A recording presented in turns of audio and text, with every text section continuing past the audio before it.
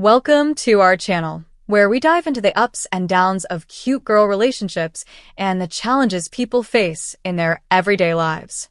Today, we're starting with a story that hits close to home. I hate my mother-in-law. From the moment I met her, I knew she didn't like me, and accepting me as her daughter-in-law was never easy for her. But this time, she went too far, pushing me to the point where I couldn't hold back anymore. I had to air her dirty laundry. Now, you might think I'm just a sweet and caring person, the kind you'd compare to a harmless kitten. But my mother taught me something important. When people are mean for no reason, you need to stand up for yourself, even if it means fighting dirty. And this time, my mother-in-law decided to be the biggest troublemaker in the family, assuming I wouldn't fight back. But she was wrong. My husband works in the film industry as part of the technical staff, which means he travels all over the world for various shoots. One of the perks of his job is that sometimes he invites me or the whole family to join him on these trips, giving us the chance to go sightseeing. This month, we had a trip to New Caledonia planned, a trip that had been on the calendar for a while. Everything was set, and my mother-in-law and I even made it to the airport on time, which was a small miracle considering the traffic. We unloaded all our bags at the airport, and I carefully counted to make sure we hadn't forgotten anything. Feeling confident that everything was in order, we headed inside. My mother-in-law asked me to drop off our luggage at the baggage counter, so I separated my hand luggage from the checked-in bags and asked her to do the same. Then I told her to go ahead with the security check while I finished up with the luggage drop-off. After completing the luggage drop-off, I went through the security check myself and started looking for my mother-in-law. I spotted her from a distance, and she seemed to be searching for something. When I approached her, she told me that one of her handbags was missing, the one that contained her diabetes medication. She insisted that she couldn't leave without it. I told her to take a deep breath and try to remember she might have accidentally left the bag with the rest of the luggage. She seemed flustered and couldn't recall, so she asked me to check if it was there. Dutifully, I went back to the baggage counter and asked the attendant if any luggage had been left behind or if one of our bags had gone overweight, since one was missing. Unfortunately, the attendant said everything was in order and there were no unmarked or extra bags.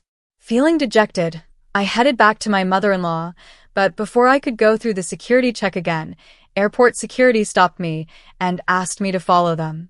Confused, I asked what was going on, but they insisted that everything would be explained once I came with them. They led me to a private holding area where they informed me that a woman had reported me. Apparently, she overheard me using the words gun and drugs, and she feared I might be a terrorist. They said they needed to ensure I wasn't hiding anything. I was absolutely furious. I hadn't made any such comments. I barely had time to check in before our flight. Then, a chilling thought crossed my mind. My mother-in-law. It suddenly hit me that she might be behind this. I told the officers I would fully cooperate with their investigation, confident that they would find nothing. After an exhausting 18 of questioning and searching, I was finally cleared. Once the ordeal was over, I showed the officer who had mentioned the woman's report a picture of my mother-in-law and asked if she was the one who reported me. When he confirmed it was her, a wave of rage surged through me. I walked out of there fuming with anger. This was the last straw. I had tolerated her slanders and toxic behavior for too long because I rarely saw her, but this time, she had gone too far. I couldn't just sit back and let her get away with it. It was time to teach her a lesson she would never forget. My first move was to expose her in her precious suburban neighborhood. She loved to show off and pretend she was something she wasn't, and I knew just how to shatter that illusion. I had been to few of the neighborhood parties when visiting with my husband, so I knew exactly how they all tried to outdo each other. My mother-in-law was no different, often passing off cheap bakery treats as creations from a famous chef. I decided it was time to reveal the truth and expose all her secrets. When I invited everyone over, I decided it was time to expose the truth.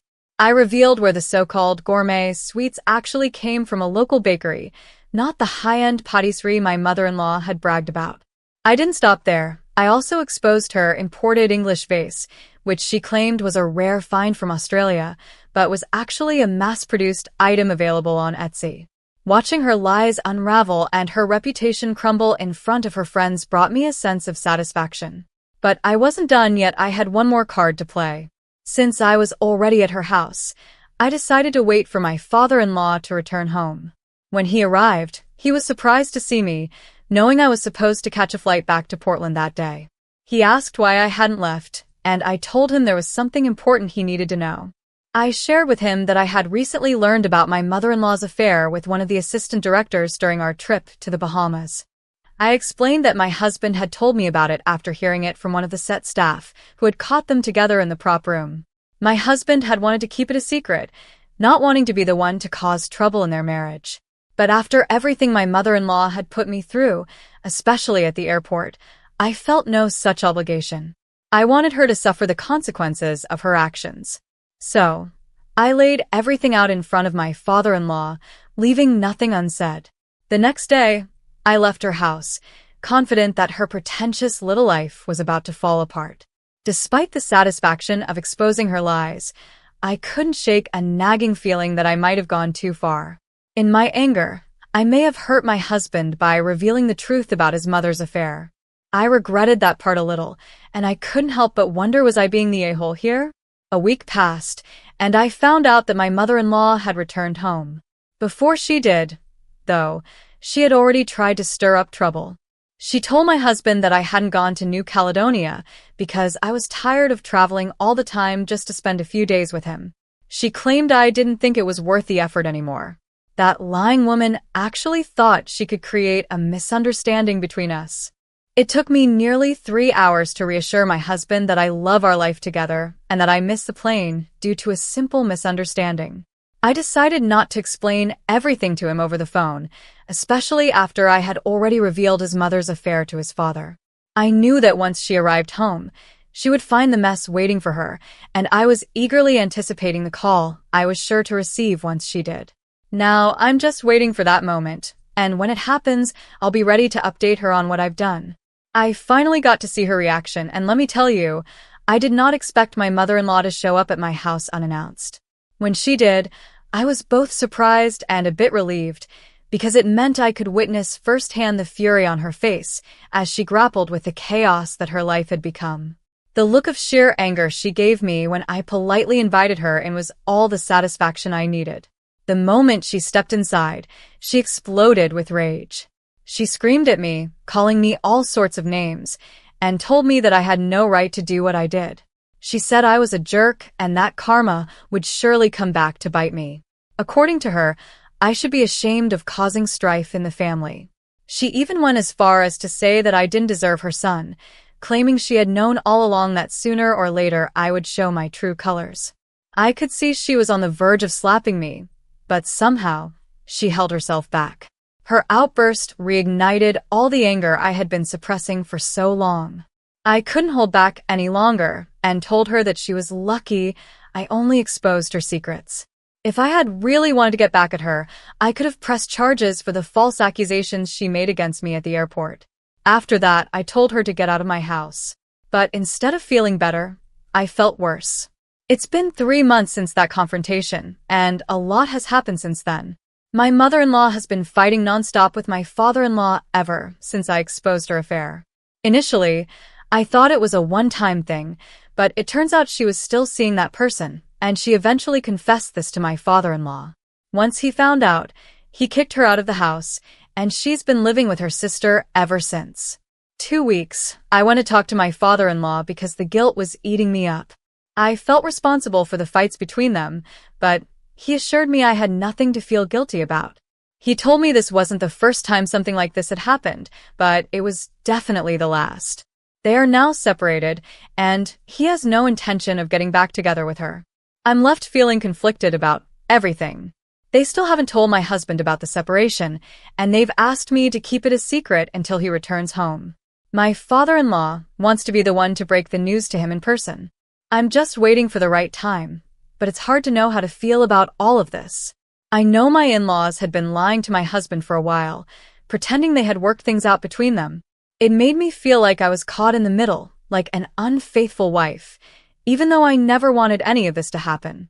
Finally, my husband came home last week, and 5 days ago, he met with my father-in-law. That's when he found out about his parents' separation. To my surprise, he was pretty understanding about it. But when he learned that I was the one who had triggered this whole mess, he was understandably upset. He asked me why I had done all of this, and I explained everything starting from what happened at the airport to all the things that had happened before then. I apologized to him, telling him that I already felt guilty about my actions. I never intended for things to escalate this far. Thankfully, my husband understood the situation and said that this was bound to come out eventually. We're not completely okay yet, but I'm hopeful that, with time, we'll be fine. Now, looking back, I realized that while my mother-in-law was certainly out of line, my actions were also harsh. I agree with those who think what I did was wrong. By trying to take her down, I ended up hurting my father-in-law and betraying the trust my husband had in me when he confided about the affair. That's not something I'm proud of, and it definitely makes me look like the bad guy in this situation. I have to admit, both my mother-in-law and I acted immaturely, like we were in some kind of middle school drama. Instead of communicating and resolving our issues like adults, we both made choices that led to this entire mess. It's clear that we both share the blame, and honestly, we deserve the fallout that came from it. On a different note, I also wanted to share something else that's been weighing on my mind. I'm a 21-year-old female, and I have a 25-year-old cousin who got engaged about 5 months ago. While preparing for the wedding, my cousin mentioned she wanted to wear a diamond necklace to match her reception gown. My aunt then asked if I could let her borrow the diamond necklace that I inherited from my great-grandmother after her passing. Everyone in my family knows how much that necklace means to me. It's the last thing I have from my great-grandmother, and it's incredibly special. So, I flat out refused and told them that the necklace is very delicate and I didn't want to share it. I even offered to let her use another necklace that I got from my grandfather, but she insisted on having that specific one. I had to be firm and strictly forbade anyone from touching that necklace. As much as I wanted to be accommodating, I couldn't risk something happening to the last piece I have from my great-grandmother.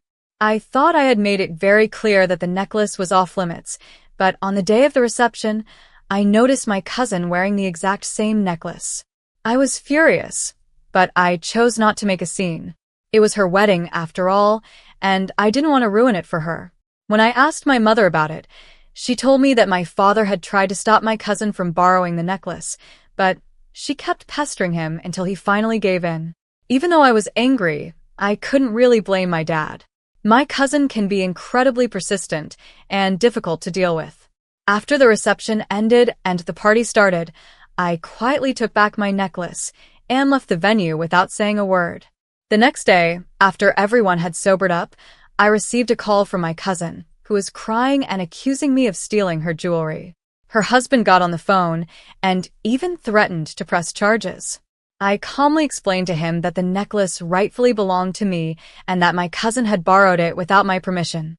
He didn't believe me and called me a liar, insisting that I was the one who had borrowed her jewelry.